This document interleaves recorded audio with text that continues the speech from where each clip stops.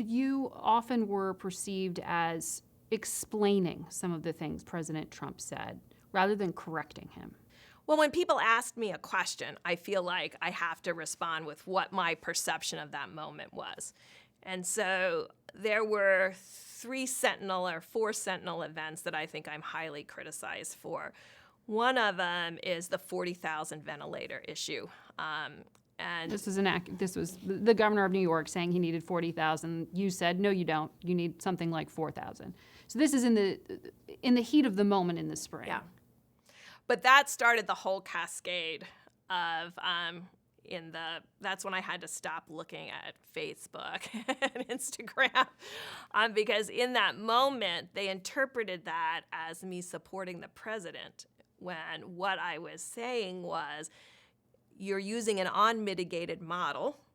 And yes, that's how bad things could be if you weren't mitigating, but you were mitigating, so your need is going to be significantly less. And the reason that was important in that moment is in that moment we had 12,000 ventilators in the stockpile.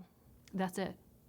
We had 16,000, 4 of them were in maintenance, 4,000. We had 12,000 ventilators. But when New York said they needed 40,000, at the same time then, governors started calling from all over the country saying, well, I need 10. And I need 20. By the end of that first week, with that one Governor Cuomo announcement, there was a request for almost 100,000 ventilators. And we had a fraction of that in the U.S. stockpile.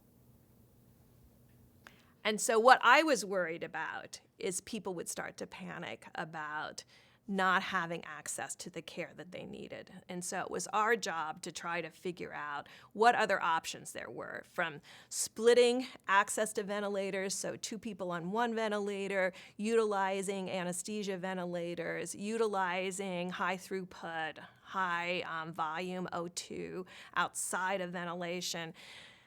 That was a very critical, mad scrambling event for myself and I think many others. And I just want to thank many people who came forward and said, this is a solution, this is a solution, and that is a solution.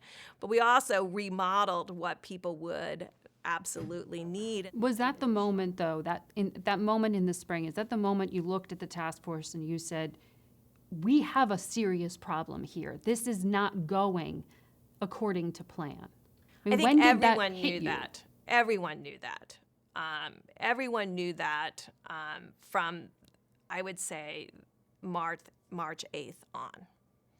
Because you only had to look at the slopes of the curves in these major metropolitan cities to understand what was happening and understanding if you're seeing that rate of hospitalization, how much community spread there was.